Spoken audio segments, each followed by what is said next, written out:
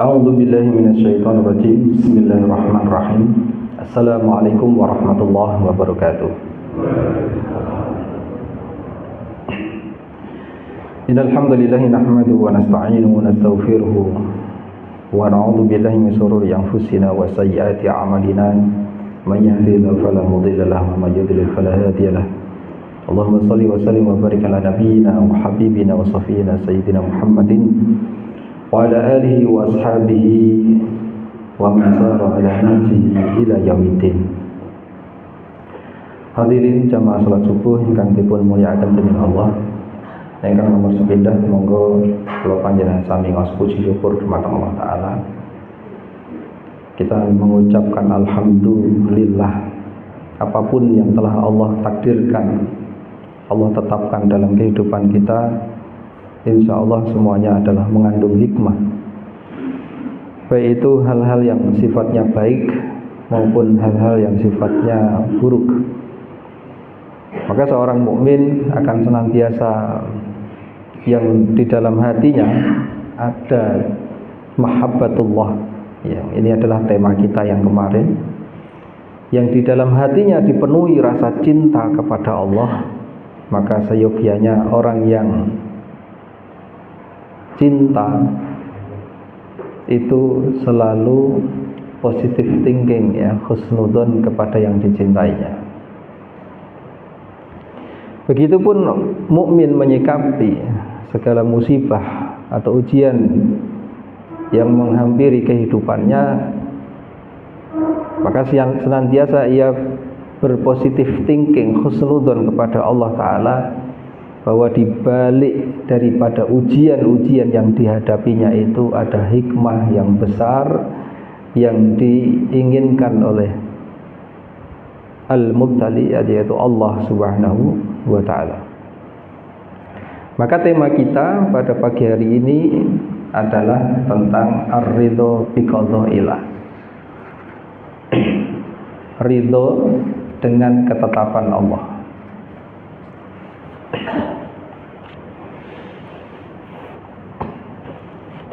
Dalam perkara yang tidak disenangi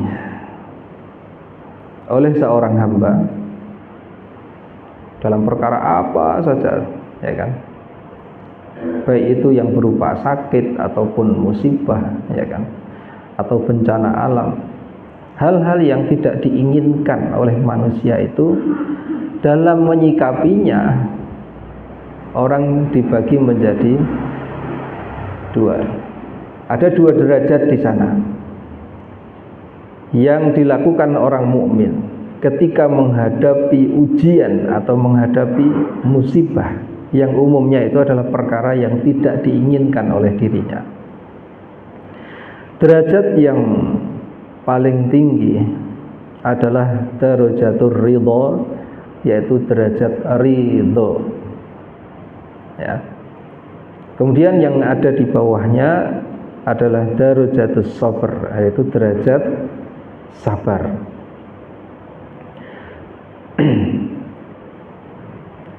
Ridho itu sendiri merupakan keutamaan, dzalika fadlullah yu'tihi mayasya. Adalah keutamaan yang Allah berikan kepada siapa saja yang Allah kehendaki. Tidak semua orang bisa ridho dengan keputusan-keputusan Allah. Karenanya para ulama mengatakan derajat ridho itu khawasul khawas, dimiliki orang-orang yang khusus, yang memang sudah terlatih, ya, di dalam kehidupannya itu untuk mampu menyelami setiap hal yang dirasa tidak baik itu adalah sebuah ujian dari Allah Subhanahu wa Ta'ala.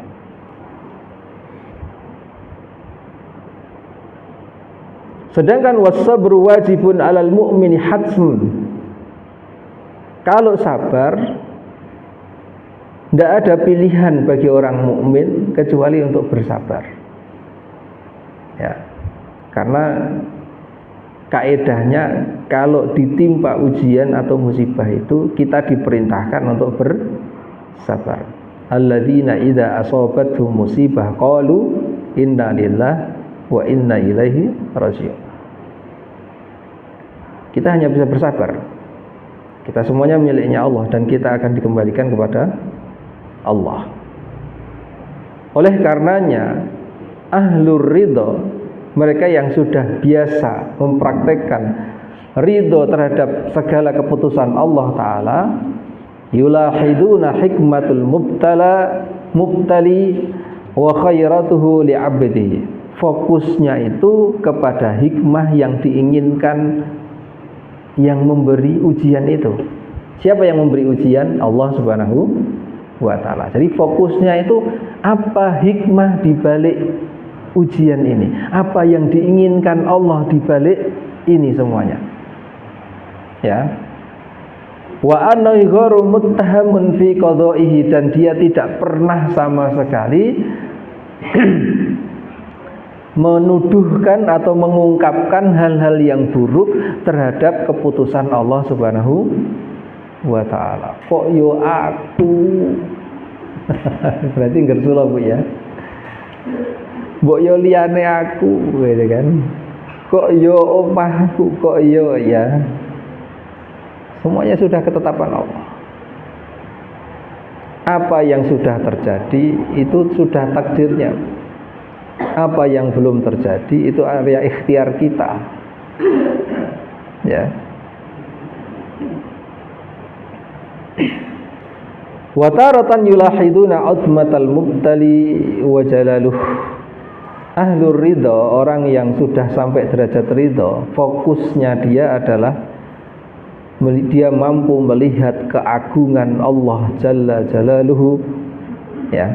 Kemudian dengan melihat hikmah, dengan melihat keagungan Allah di balik ujian dan musibah yang dirasakan oleh dirinya, karena pengetahuannya terhadap hikmah dan keagungan Allah itu, dia tenggelam di dalamnya. Hatta la yas'uruna bil alam, sampai dia enggak merasakan sakitnya ujian itu.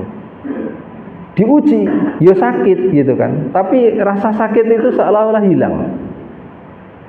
Rasa berat menghadapi ujian itu seolah-olah menjadi ringan. Karena apa? Karena dia fokusnya kepada hikmah dan keagungan Allah Subhanahu wa Ta'ala. Ya kan?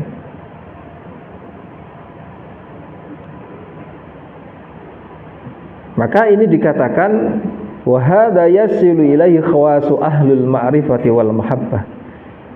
Yang sampai derajat ini umumnya adalah mereka yang ahlul ma'rifah wal mahabbah. Mereka yang ngerti ma'rifatullah, mereka yang ngerti mahabbatullah, yang rasa cintanya kepada Allah itu tinggi. Orang itu kalau cintanya itu tinggi, halo, kalau disakiti gimana Bu? Sakit. Iya. Nggak. Jadi orang itu kalau lagi jatuh cinta, katanya tai kucing rasa coklat. Gitu kan. Makanya ada lagu itu, lautan api ku seberangi, kan begitu ya. Tingginya gunung kan ku daki, ya padahal ya menggeh-menggeh tenan asli kan begitu. Tapi karena cinta itu, ya kan, perihnya, sakitnya, ya, susahnya itu hilang semuanya. Sama seperti seorang ayah laki-laki ketika dia bekerja, jadi ya capek, tapi dia cinta dengan keluarganya, mencintai istrinya, mencintai anaknya, ya kan? Dia kesampingkan itu rasa capeknya. Sama orang ketika ibadah pun juga sebenarnya merasakan capek fisiknya. Tapi karena cintanya yang sangat kepada Allah, ya kan, rasa capek itu hilang. Perjalanan dari sini ke Mekah, ke Madinah, jauh nggak? Jauh, ya kan? Sampai di sana apa langsung tidur, Bu? Nggak, gitu kan? Iya, langsung gage-gage gitu kan? Yang umroh ya langsung di sana digiring ke tempat ya mikot, kan? Segera mandi, segera pakai ihram bagi laki-laki, gitu kan? Belum nanti kalau turunnya di Madinah, perjalanan ke Mekahnya jauh, naik bis. Sampai di sana sampai di hotel paling cuma naruh koper terus langsung ke masjid, iya kan? Langsung tawaf, langsung. Sebenarnya kan capek, Bu, ya. Kuwi nek dilakoni enten mriki, kinten-kinten kesel nang mboten, Bu. Ning embarkasi ngono ya, mlaku dari sini ke embarkasi. Capek itu kan. Bener ya? Ya, tapi karena hati kita seneng nyampe di sana, Masya Allah, lihat Mekah, lihat Ka'bah itu kan. Seneng itu melupakan di sana rasa capek-capek itu. Nah, begitulah ahlur ridho. Mereka melihat antara nikmat, antara ujian itu sama. Ya kan? Sama apa? Sama ini adalah ketetapan Allah. Bagi dia semuanya menjadi ringan.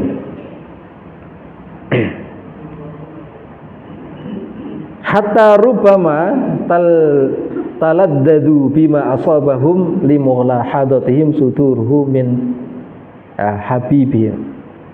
Sampai di antara mereka ahlur ridho itu merasakan taladdadu, justru menikmati ujian itu. Wah, ini tingkatnya tinggi ini, Bu. Makanya jauh sebelumnya kita telah membahas ya tentang bagaimana ketetapan Allah Subhanahu wa taala itu. Ada sesuatu itu yang Allah wajibkan dan itu harus dilakukan, seperti syariat, ya, sholat itu diwajibkan dan kita harus melakukan. Karena kalau nggak dilakukan kita jatuh pada kekufuran.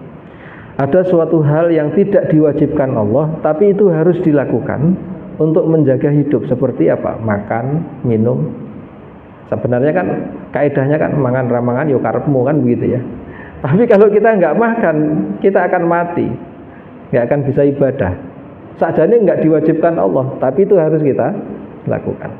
Tapi ada hal yang oleh Allah Ta'ala itu kita diberikan kebebasan memilih, ya kan? Diberi kebebasan memilih apa? Untuk menerima atau ikhtiar. Ya, apa contohnya kemarin? Contohnya adalah sakit, ya Bu ya. Contohnya adalah sakit. Apakah ikhtiar keliru? Enggak keliru. Dan itu diperintahkan, itu disunahkan supaya kita ikhtiar mencari obat. Bahkan Rasulullah SAW memerintahkan itu. Bahkan Al-Quran juga menunjukkan itu. Ya, fa idza maridtu fa huwa yasfin, kalau saya sakit dia yang menyembuhkan. Nah, para ulama berbeda pendapat dalam hal ini. Ketika saya sakit, dialah Allah yang menyembuhkan. Ya kan? Bagi ahlur ridho, saya sakit itu kehendak Allah, saya sembuh kehendak Allah. Bagi ahlu sabr, saya sakit, saya diperintahkan Allah untuk mencari, berusaha mencari obatnya. Saya merasakannya dengan sabar, saya menghadapi dengan sabar, dan saya ikhtiar. Dua-duanya benar. Dua-duanya benar.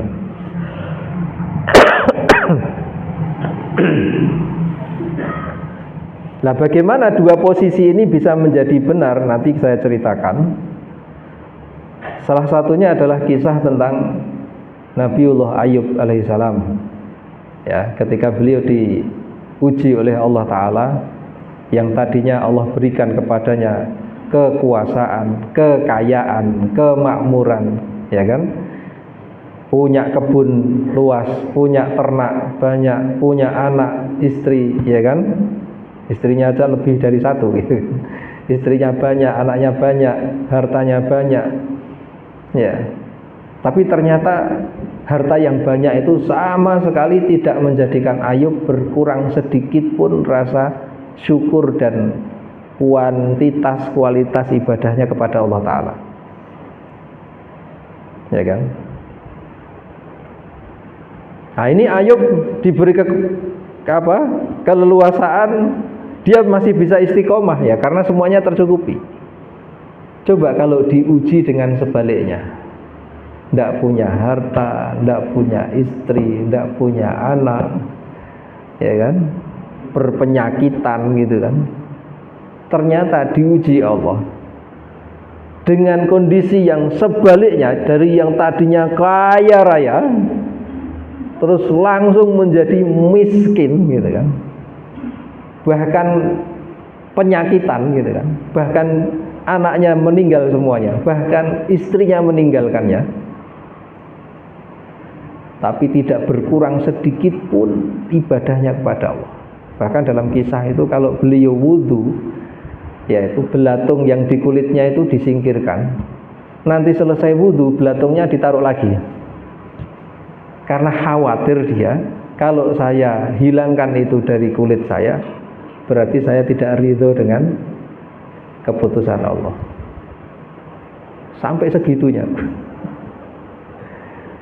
Ya, sampai segitunya. Dan ternyata beliau lulus. Nabi Ayub alaihissalam lulus dari ujian itu, sehingga Allah kembalikan semuanya seperti semula. Ya kan?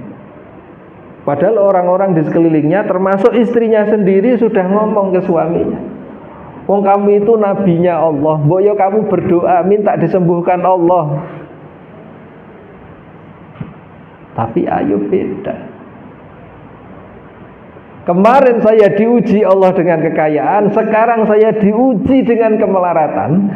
Allah pengen lihat apakah kualitas saya berubah. Dan ternyata cintanya Ayub kepada Allah Azza wa Jalla tidak tertukar dengan kondisi apapun. Ya Bu ya, ini contoh ini. Jangan sampai kita itu mempengibadah karena kecukupan sehat semuanya, begitu sakit lupa Allah. Ya kan? Saya pernah ceritakan ketika kami tugas di rumah sakit itu, hampir 90% pasien itu tidak sholat ketika sakit. Ya kan? Alasannya apa? Ya karena sakit. Jadi kalau sakit itu sholatnya libur gitu kan. Ya. Padahal sakit itu kan pintu gerbang antara hidup dan kematian.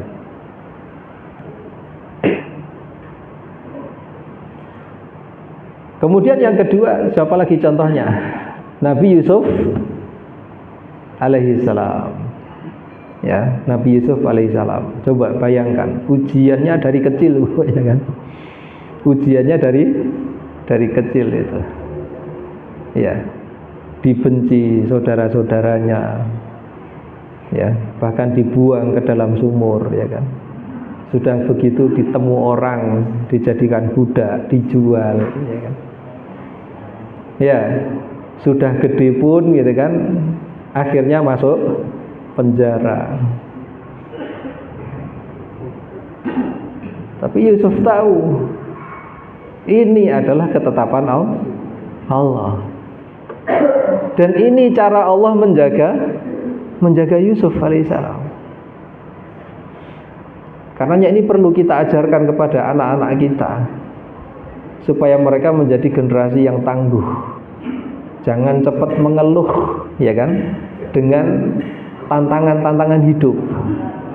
Karena bisa jadi begitulah cara Allah itu menempamu, mendidikmu menjadi seorang yang kuat di masa depan. Itu. Ya terkadang diuji dengan sakit, terkadang diuji dengan lingkungan, terkadang diuji dengan keuangan, terkadang diuji dengan kondisi dan lain sebagainya. Tapi hakikatnya di balik ujian-ujian itu bagi seorang mukmin adalah cara Allah mengangkat derajatnya atau menghapuskan dosa-dosanya. Maka perbedaan antara ridho dan sabar itu bisa nampak. Anna sabra habsun nafsi wa kaffaha anis sukh. Kesabaran itu mengekang jiwa kita, menghentikannya dari marah. Ma'awujudil alami wa tamanna zawalu dzalik. Dalam sisi yang lain, dia tetap merasakan rasa sakit itu dan dia berharap sakit itu hilang. Ini kesabaran. Jadi nek sabar itu ngempet ya Bu ya. Ngempet supaya tidak keluar dari mulut kita ini marah, emosi atau kata-kata yang tidak diridhoi Allah. Lah kadang ada orang itu lagi enek wong salah sithik misuh-misuh gitu. Iya kan? Bener nggak? Nah, sabar. Buktinya sabar itu apa? As-sabru 'inda sadmatil ula. Kesabaran itu dilihat dari ketika pertama berhadapan dengan ujian itu. Ya kan? Kalau pertama dia menghadapi ujian itu langsung dengan marah-marah, terus kemudian marah-marah nggak ada perubahan, ya wis lah nek ngono aku tak sabar, itu bukan sabar, kepepet. Ya kan? Lagi nyopir, tahu-tahu ada yang nyempret, gitu kan. Mulutnya kira-kira ngomongnya apa? Ya kan? Astagfirullah atau uangnya dia. Pak, kira-kira gimana Pak? Kira-kira apa yang diucapkan pertama ketika terjadi ujian itu? Maka itu menunjukkan kalau yang keluar adalah kata zikir, kalau yang keluar adalah menahan emosi, menahan amarah, dia sabar. Ya.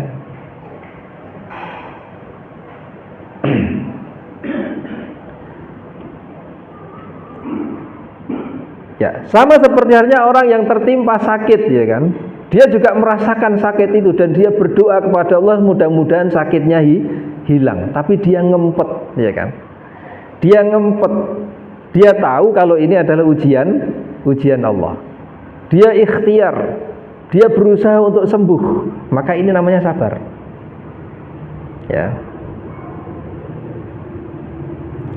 Bahkan dikatakan waqaful jawarihi 'anil amali bi muqtadal jazai, ya kan?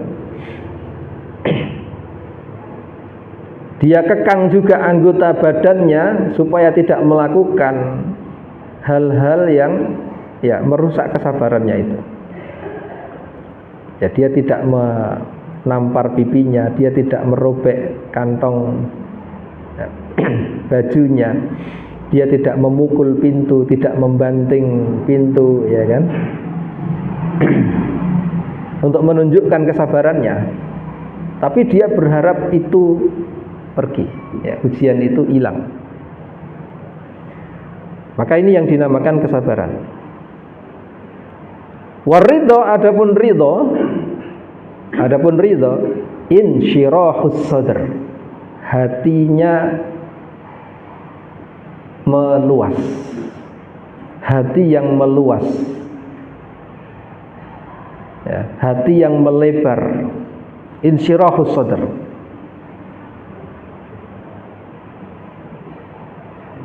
Kemudian wus'atuhu bil qada, hatinya menerima ketetapan Allah.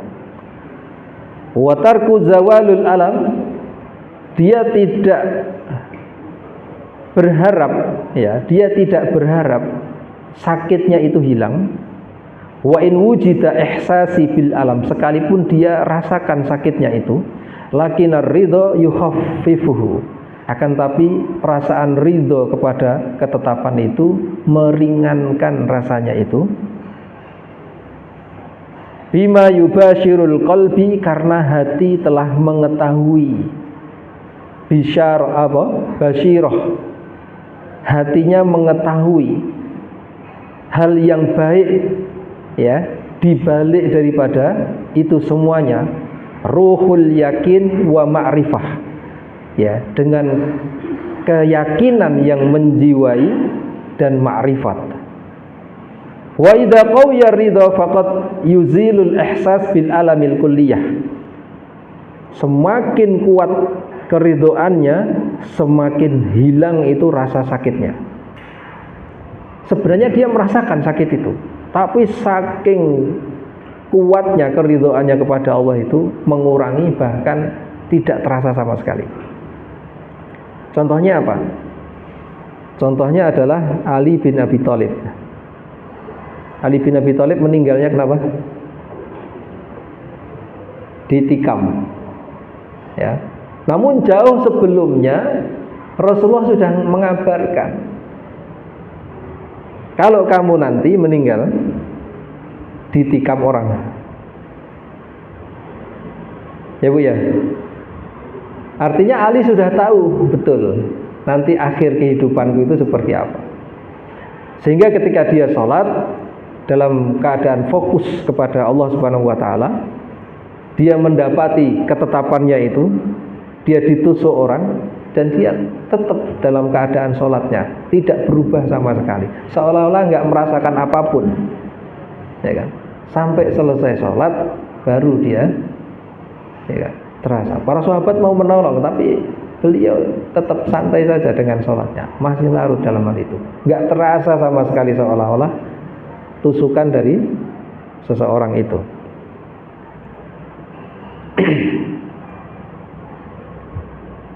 Ya, karena sudah ridho tadi, ya, karena sudah ridho dengan keputusan Allah Subhanahu wa ta'ala.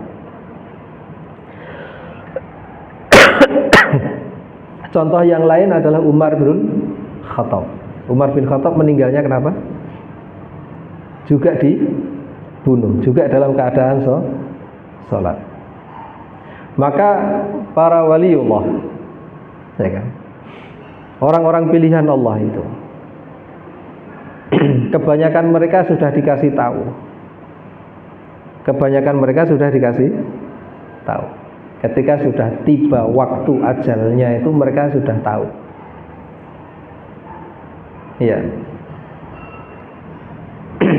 Saya juga cerita bapaknya teman kami. Salah satu ustadz di Mahathis Karimah. Sehari sebelum meninggalnya bapaknya itu, ya memang insya Allah bapaknya orang soleh, dan saya bisa melihat kesolehannya itu dari tamu-tamu yang hadir di sana. Dan beliau tokoh juga di masyarakat. Telepon ke anaknya, namanya Sarkun. Kun, anakku ki oke, tapi saya ngopeni aku ki gur kowe. Sing iso ngopeni aku ki kowe. Biasanya bapaknya tuh nggak pernah telepon, ya. Ya kalau pas waktunya pulang ya pulang, pas enggak pulang ya enggak nanyakan.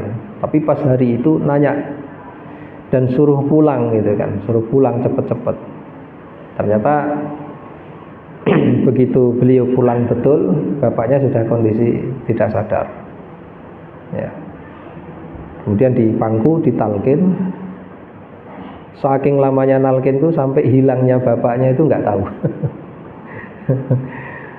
Ya, sampai akhirnya disadarkan kakaknya, ini bapak wis ra ono gitu kan. Walah mas, aku ditelepon kon mule, kuwi jebule kon ngopeni bapak, suruh ngurus jenazahnya. Ya, rata-rata orang soleh itu sudah dikasih tahu, ya, sehingga dia bisa persiapan, bisa manggil anak-anaknya, bisa manggil keluarganya, bisa minta maaf dulu dan lain sebagainya. Wallahu a'lam.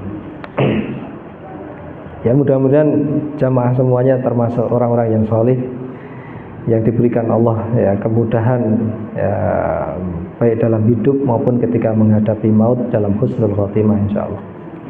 Amin Allahumma amin. Kemudian Al-Imam At-Tirmidzi di dalam salah satu hadis meriwayatkan min hadis Anas anin Nabi sallallahu alaihi wasallam qala innallaha idza ahabba qauman ibtalahum. Allah itu kalau sudah mencintai suatu kaum, Allah pasti akan menguji mereka. Nah, dari sini menguatkan kita. Ya kan? Artinya kalau kita itu ditimpa dengan ujian, harusnya kita itu fokusnya adalah ini ujian karena dosa saya atau karena cintanya Allah kepada saya.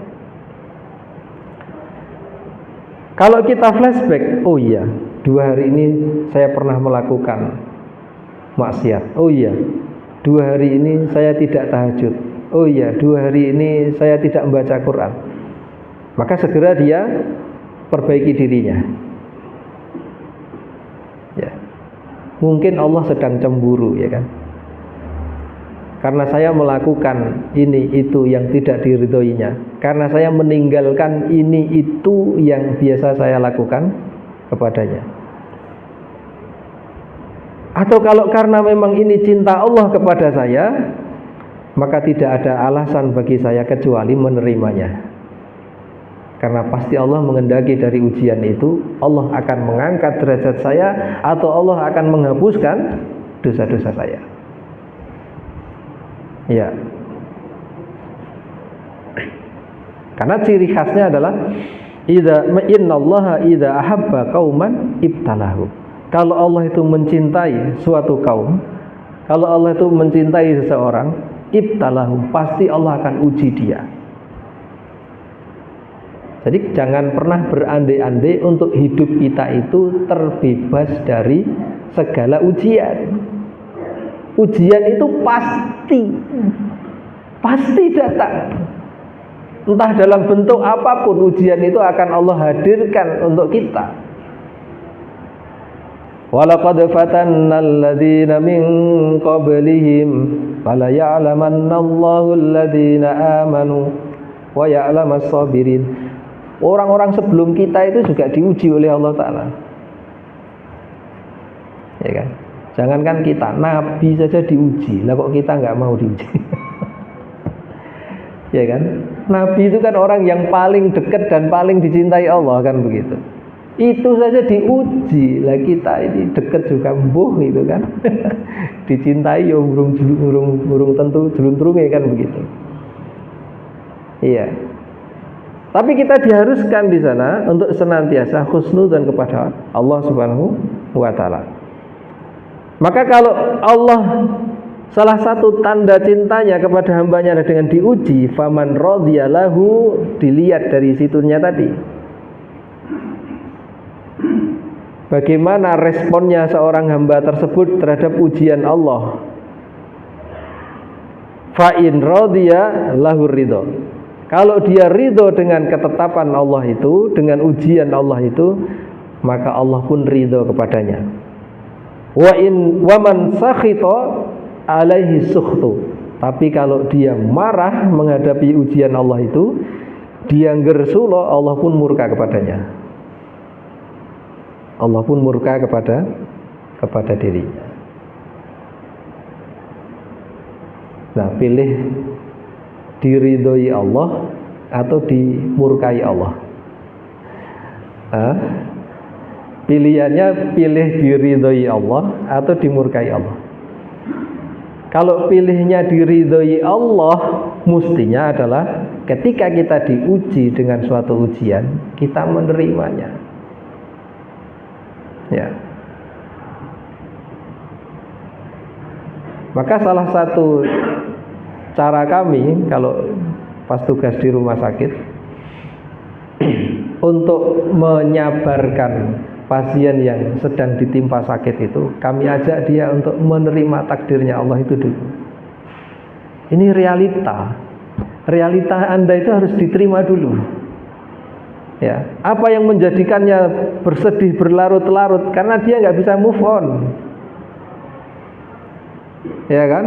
Dia masih terbayang-bayang kondisi yang sebelumnya, yang aman, yang nyaman, gitu kan?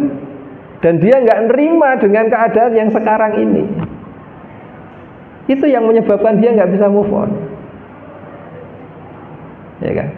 Harusnya Anda itu realistis. Apa yang Anda hadapi sekarang itu? Kondisi Anda seperti apa? Ini kenyataan. Ini yang harus dihadapi. Setelah menyadari dan menerima ketetapan Allah itu, arahkan untuk ikhtiar. Ya. Lebih gampang menggiring orang awam kepada sabar daripada menggiring mereka kepada ridho. Ya, sabar itu kan tadi sudah saya sampaikan kan.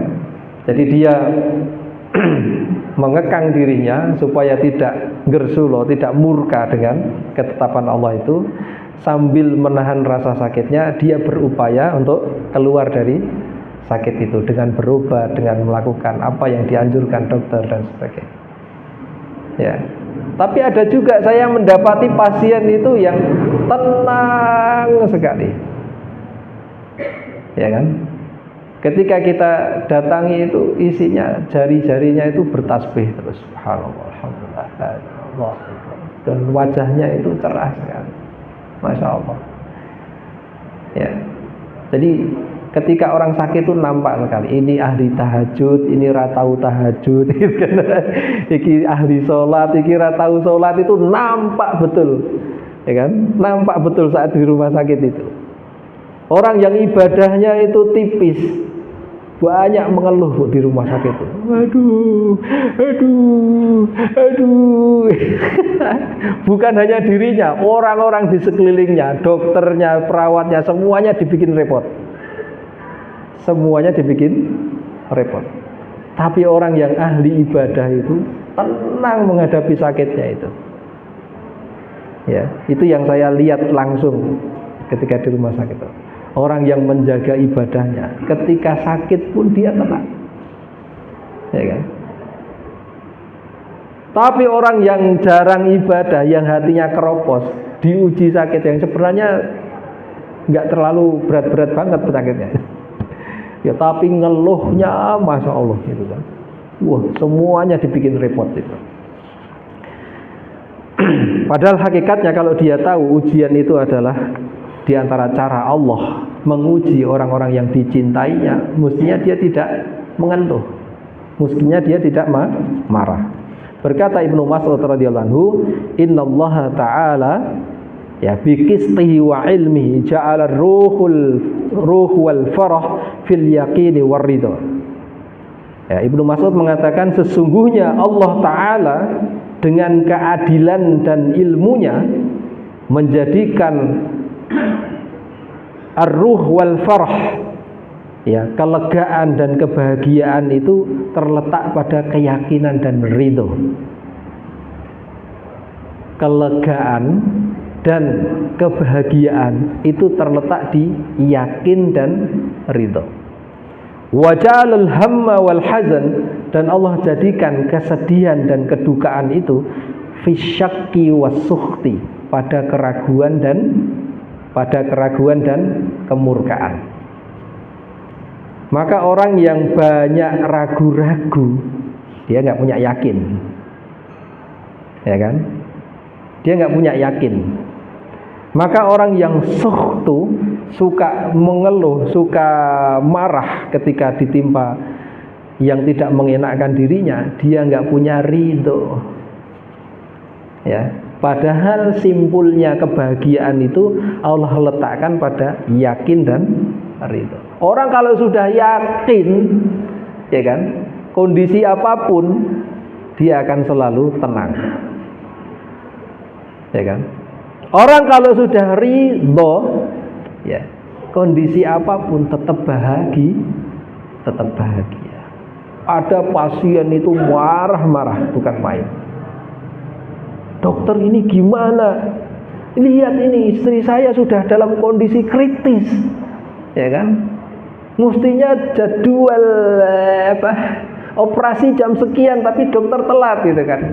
Lihat istri saya sudah kesakitan, gini. Iya Pak, maaf, gitu kan? Ini segera kita tangani. Begitu ditangani sama dokter itu, yang di luar para perawat sudah menangis, gitu kan? ya kan? Ditanya, kenapa Mbak? Dokter telat kok Anda nangis? Bapak enggak tahu gitu. Kalau saya, tadi kita semuanya dapat kabar orang tuanya Pak dokter ini meninggal, ya kan? Dia buru-buru ngurus orang tuanya, makanya dia telat ke sini. Anda marah-marah, Anda nggak tahu dia juga dalam kondisi, iya. Tapi karena dia ridho menghadapi itu semuanya, dia tetap berusaha tersenyum di hadapan pasiennya yang lagi marah. Ya Bu ya. Iya. Yang satu menghadapi ujiannya dengan tetap tersenyum, yang satu menghadapi ujiannya dengan marah-marah. Baru dia menyesal gitu. Saya tidak tahu, makanya orang itu jangan suka marah. Terkadang kita marah yang kita nggak tahu sih kondisi orang yang kita marahi gitu kan. Oh ternyata dia lagi sakit. Oh ternyata dia lagi nggak punya duit. Oh ternyata dia lagi berantem sama anaknya atau dengan pasangannya. Atau iya kita nggak tahu kondisi orang. Yang akhirnya nanti kita justru menyesal ya kan. Kita telah marah atau kita berbuat tidak adil kepada orang yang kita nggak tahu kondisinya. Waqala Alqamah fi qouli ta'ala, Alqamah berkata tentang perkataan Allah, wa may yu'min billahi yahdi qalbah. Siapa yang beriman kepada Allah, Allah akan tunjuki hatinya. Maksud daripada ayat ini, hiya al-musibatu tusibu rajulun faya'lamu annaha min indillah fayaslam laha wa yarda.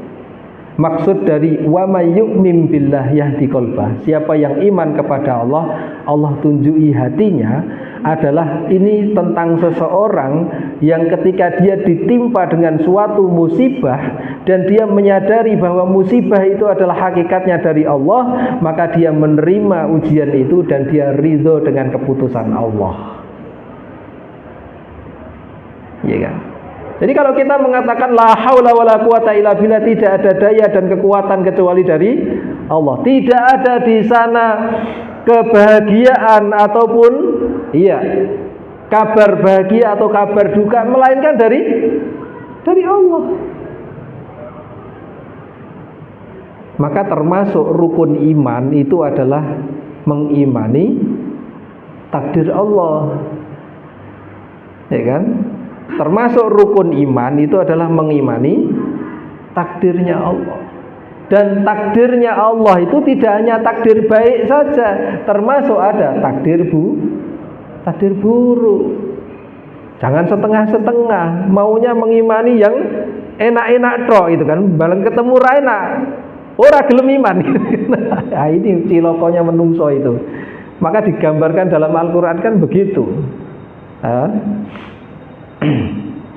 Digambarkan dalam Al-Quran kan begitu.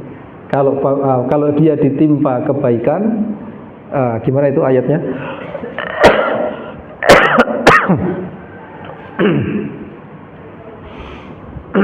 Fa ammal ladzina idza mabtalahu rabbuhu fa akramahu wa na'amahu fa yaqulu rabbi akraman. Wa amma idza mabtalahu fa qadara alaihi rizqahu fa yaqulu rabbi ahana. Ya. Kalau pas diberikan nikmat, ya wah Tuhan sedang memuliakanku. Pas diuji dengan kesusahan, Tuhan sedang menghinakanku. Loh jangan begitu. Ya takdir Gusti Allah itu ya ono sing apik ono sing. Nah, makanya saya juga sering menasehati santri-santri itu. Nek ewadine Anda itu merasakan di pondok ini istilahnya nggak kerasan atau nggak nyaman atau ya anggap saja itu takdir nggak baiknya Allah. Tapi di balik nggak baiknya takdir Allah itu pasti ada kebaikan. Ya, di balik takdir yang nggak baik menurut Anda dari Allah itu pasti ada kebaikan. Para nabi pun juga mengalami itu. Iya kan? Apa semua nabi itu terus dijadikan raja semuanya? Enggak. Ya kan? Coba Nabiullah Ibrahim alaihissalam bertubi-tubi itu kan ya. Ujiannya Nabiullah Ibrahim ya kan? Ya. sudah lama nggak punya anak, baru punya anak suruh nyembelih. Coba bayangin itu. Sudah begitu suruh ninggal di lembah. Gimana pemikiran orang bisa meninggalkan anak istri di lembah sendirian? Ya. Tapi itulah di sana kehendak Allah, ya kan? Jadi terkadang ya ada yang baik, ada yang nggak enak gitu. Ada yang enak, ada yang nggak enak. Tapi dua-duanya harus diyakini dan harus dihadapi. Nah, cara menghadapi itulah yang kita bahas di sini. Ada yang sabar, ada yang ridho. Itu kalau orang beriman. Kalau orang beriman, cirinya ketika menghadapi ketetapan Allah yang menurut dia nggak enak dirasakan itu, satu sabar, dua ridho. Kalau orang itu nggak iman, pasti di sana banyak mengeluh, banyak muring-muring, ya kan, ngaleh-ngaleh disalahke. Maka berkata Abu Muawiyah al-Aswari di dalam menjelaskan perkataan Allah Ta'ala, falanuhyiyannahu hayatan thayyibah, sungguh kami akan jadikan kehidupannya itu adalah kehidupan yang baik. Maksudnya di sini adalah orang yang ridho dan qanaah terhadap keputusan Allah Subhanahu wa Ta'ala. Kemudian Ali bin Abi Thalib berpendapat radhiyallahu anhu, ketika dia mengatakan kepada Adi bin Hatim, ya, yang sedang murung, ya, Adi bin Hatim suatu ketika itu didapati Ali bin Abi Thalib dalam kondisi sedih, dalam kondisi sedih yang sangat. Maka dikatakan dalam bahasa Arab itu kaiban. Kaiban itu sedih yang sangat. Mali araka kaiban hazinan. Kenapa saya melihat Anda itu sangat bersedih, wahai Adi bin Hatim? Faqala, maka Adi bin Hatim mengatakan, ma yamna'uni wa qad qutila ibnaya. Bagaimana saya tidak bersedih sedangkan kedua anakku telah terbunuh. Terbunuh di mana? Di medan perang. Ya, nalurinya orang tua ya sedih gitu kan. Anaknya meninggal, apalagi dua-duanya sekaligus. Faqat aini, maka kedua mataku mengalirkan air mata karena itu. Faqala, maka Ali bin Abi Thalib mengatakan, ya Adi, wahai Adi bin Hatim, man ridha bi qada'illahi jarra alaihi wa kana lahu ajr. Barang siapa yang ridho dengan ketetapan Allah yang berlaku pada dirinya, maka baginya adalah pahala. Wa man lam yardha bi qada'illah, namun demikian barang siapa yang tidak ridho dengan ketetapan Allah, jarra alaihi, yang berlaku pada dirinya, wa habata amaluh, maka sia-sialah apa yang dilakukan oleh dirinya. Ya, Anda pilih dapat pahala atau hanya dapat kantong kosong, ya kan? Atau bahkan murkanya Allah, gitu kan? Artinya kalau ada orang ditimpa dengan musibah seperti keluarganya ada yang meninggal, terus kemudian dia sabar menghadapi hal itu, ya, tidak merobek-robek kantongnya, tidak memukul-mukul dirinya, maka Allah berikan kepadanya pahala. Ya, Allah berikan kepadanya pahala. Tapi kalau dia milih muring-muring, muni-muni, walah mas kok ya kowe tega meninggal kayak aku gitu kan. Lah aku kok piye sing nanggung aku sapa gitu kan ya. Ya. Ya. Akhirnya apa? Dia enggak dapat apa-apa. Ya, kalau masih dalam kata-kata itu dia enggak dapat apa-apa. Tapi kalau sampai dia keluar kata-kata murka gitu kan, kata-kata murka, marah, ya kan, dengan ketetapan Allah, baru jatuh di sana kemurkaan Allah.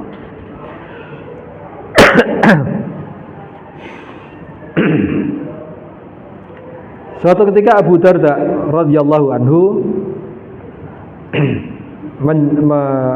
mengunjungi seseorang yang meninggal. Namanya apa? Takziah, ya. Yamut ala rajulin yamutu wa huwa yahmadillah. Dia mengucapkan alhamdulillah. Faqala Abu Darda, oh berarti ini orang yang akan meninggal, ya. Wa huwa yahmadillah faqala Abu Darda usibta innallaha asabta innallaha azza wa jalla idza qada qada'an ahabba ay yarda bih. Jadi ceritanya ini Abu Darda membesuk seseorang yang sudah hampir mati karena sakitnya. Begitu Abu Darda masuk, ya kan, menjumpainya, yang dia ucapkan, bagaimana keadaanmu? Maka orang itu mengucapkan alhamdulillah. Orang yang sakit parah mau meninggal ini mengucapkan alhamdulillah. Maka apa yang dikatakan oleh Abu Darda? As-sobta, kamu benar. Sesungguhnya Allah Azza wa Jalla kalau menetapkan suatu ketetapan, ahabba ayyardhabi. Allah senang kalau hambanya itu ridho dengan ketetapan Allah itu. Dan bukti keridhaan si hamba ini yang sakit ini dengan ketetapan Allah itu, dia tetap mengucapkan alhamdulillah. Makanya kemarin kita sudah sampaikan, kalau kita ditimpa dengan suatu hal yang tidak mengenakkan, supaya kita mengucapkan alhamdulillah dulu baru inna lillah. Karena di balik ujian itu yang satu ujian itu Allah titipkan 4 kenikmatan. Masih ingat ya? Apa 4 kenikmatan kemarin? Yang satu bahwa apa Bu? Allah Subhanahu wa taala tidak timpakan ujian itu kepada agamanya. Ya, hanya hal yang sifatnya materi atau fisiknya.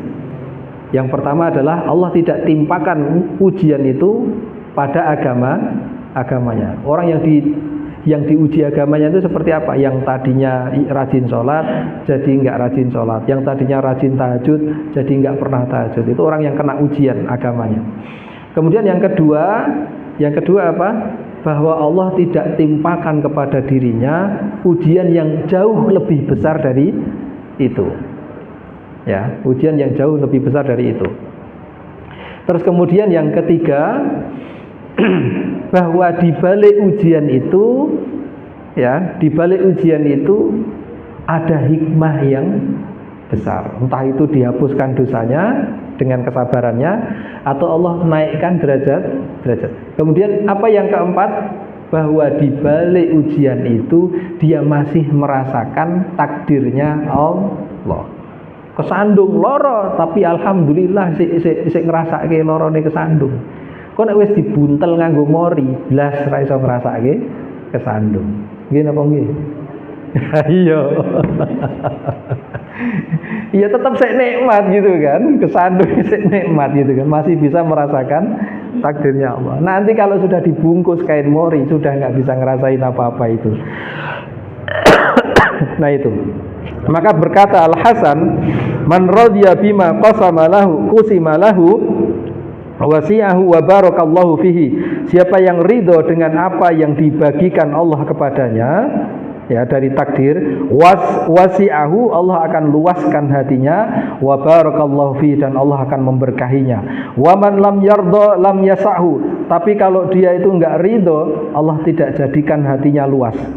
Ya, artinya orang itu kalau enggak bisa menerima keadaan, hatinya sempit. Ya kan? Hatinya pasti sempit.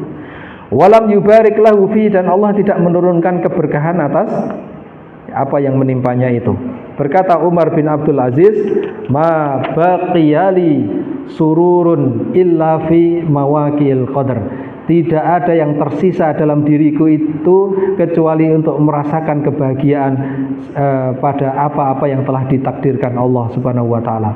Maka dikatakan kepadanya, waqila lahu ma tashtahi, apa yang paling menyenangkanmu wahai Abdul Aziz, wahai Umar bin Abdul Aziz? Dia berkata, ma yaqdiyallahu azza wa jalla, segala apa yang ditetapkan Allah itu menyenangkanku. Ya. Berkata Abdul Wahid bin Zaid, ar-ridha babullahil a'zam. Ridho adalah pintunya Allah yang paling agung. Wa jannatud dunya, ridho itu adalah surganya dunia. Wa mustarahul abidin, dia adalah kebahagiaannya para ahli ibadah. Berkata sebagian para ulama, la yura fil akhirati arfa'u darajatin minar radiyina 'anillahi ta'ala fi kulli halin. Saya tidak saksikan di akhirat, ya, tidak akan nampak di akhirat nanti kedudukan yang lebih tinggi daripada derajat orang-orang yang ridho dengan ketetapan Allah Ta'ala dalam keadaan apapun. Faman wahabalahu ridho, maka barang siapa dianugerahkan pada dirinya itu mampu ridho, faqad tablughu afdhalud darajat, maka sungguh dia telah memperoleh karunia derajat yang paling tinggi. Wa asbaha a'rabiyun waqad mata lahu aba'irun kathiratun faqala la walladhi ana abdun fi ibadatihi laula syamatatuhu a'da'in dawi idin ma sarrani an uballiya mubarakuha wa anna syai'an qadahu Allahu lam yakun. Jadi suatu pagi ada seorang badui yang melihat unta-untanya mati. Dia mengatakan, la walladzi ana abdun fi ibadati, demi Tuhan yang aku ini beribadah kepadanya, aku menghambakan diri kepadanya, laula syamatatu a'dai dawi idnin, ya, karena dipakai unta-unta itu untuk berperang, banyak yang mati. Seandainya bukan karena untuk mencegah musuh-musuhnya Allah, ya kan? Tentunya ma sarrani an abliya mubarakuha, tidak ada yang lebih menjadikanku lebih bahagia daripada ketika melihat unta-untaku terkapar karena menegakkan agama Allah Azza wa Jalla. Wa anna syai'an qadahu Allahu lam yakun. Ya, tidak ada sesuatu yang terjadi kecuali sudah diputuskan Allah Subhanahu wa Ta'ala. Ya, siapa yang nggak sayang? Unta mahal loh, Pak. Unta tuh mahal, apalagi kalau unta yang dipakai untuk perdagangan, ya kan. Ya kayak kita punya apa ya? Punya Pajero Sport atau apa itu. Dan ini dikerahkan untuk dipakai berperang di jalan Allah, dan banyak yang meninggal. Siapa orang yang nggak sedih? Itu kan sebenarnya sedih, tapi dia bahagia. Apa? Karena matinya unta itu ketetapan Allah. Saya punya duit itu ketetapan. Iya, semuanya ditipan. Saya kembalikan kepada Allah dan diterima Allah, gitu kan? Karena dipakai unta ini membela agama, pasti diterima Allah. Maka dia bahagia melihat unta-untanya yang meninggal itu dan tidak bersedih. Masya Allah.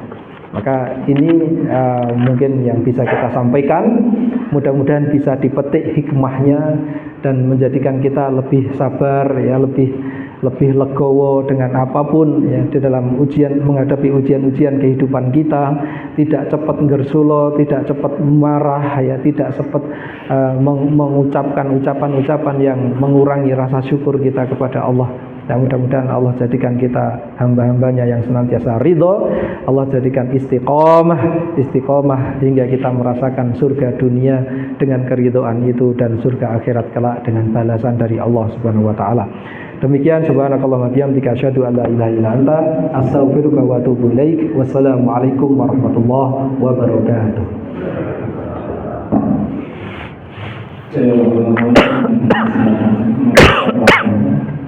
Akan kaji yang ada pada hari ini yaitu mengenai ridho dengan takdir, dengan ketentuan Allah. Ya, ada hadis bagi seorang mukmin apapun yang terjadi padanya itu baik. Kalau diberi nikmat bersyukur, kalau diberi ujian sabar, dari tadi sabar ikhlas itu. Maka mudah-mudahan kita bisa mengamalkan, karena pasti kalau kita itu sebagai manusia hidup pasti ada ujian. Moga kita akhiri kajian pada pagi hari ini dengan membaca Al-Fatihah kepada Tuhan. Alhamdulillahirabbil alamin. Subhanallah hamdika asyhadu an la ilaha illa anta astaghfiruka wa atubu ilaik. Nanti setelah sholat Isra lanjut sampai dan Assalamualaikum warahmatullahi wabarakatuh.